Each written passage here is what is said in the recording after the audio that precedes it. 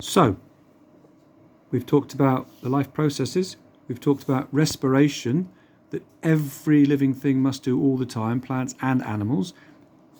To do this, we use glucose, and glucose is the source of energy. You can think of glucose as a battery that you've charged up, okay? And then, like a mobile phone, you've charged it up and you discharge it by using oxygen, and you generate carbon dioxide and water, and you generate the energy that all living things need to move around, to talk. Talking now is creating energy, sound energy.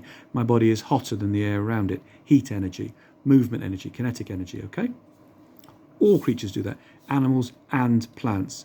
And that happens in the mitochondria of all cells. We looked at photosynthesis. This is what plants can do extra on top of that, because they have these extra things called chloroplasts with chlorophyll. And they actually do the reverse. They take the carbon dioxide, they add it to water, and they generate the glucose, okay? It's a bit like they're charging the batteries up, and the energy they use to do that comes from the sun, okay? So if we look at that in a bit more detail,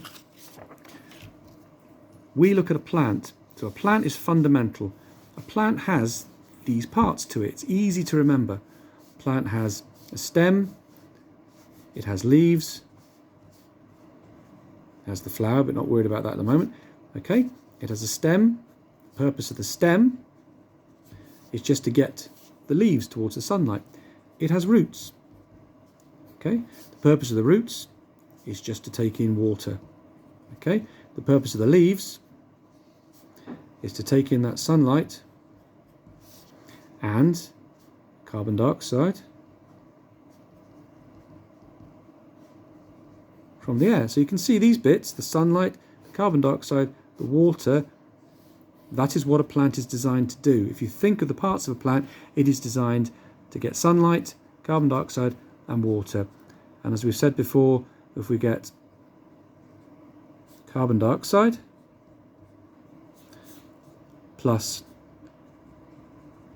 water and we bang in some sunlight to charge it up, sunlight, sun energy, we get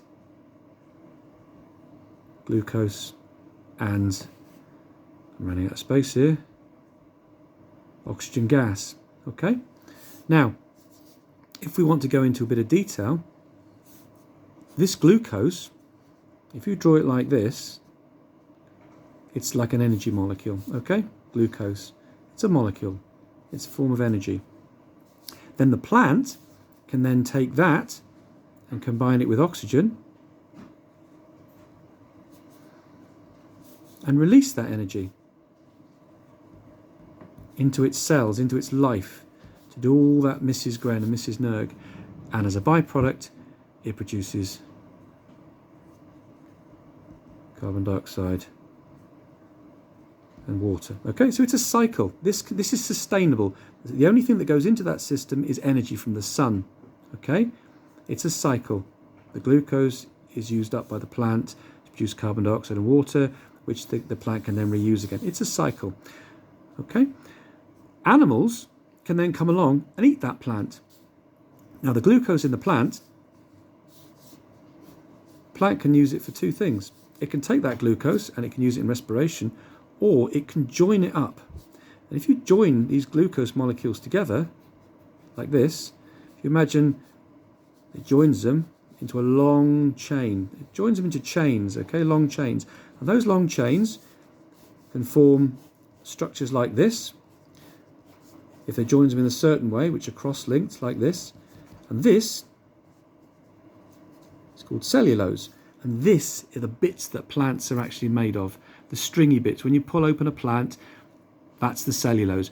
In trees, that turns into a different compound, very similar, called lignin, which is the wood, okay, the cellulose. But also, the plant can turn this glucose, if it joins it in a sort of a spirally way like this, it turns it into something called starch, which is a great way of storing sugar, because starch doesn't dissolve in water very easily. So the plant can pump the sugar down, turn it into starch and store it in its roots.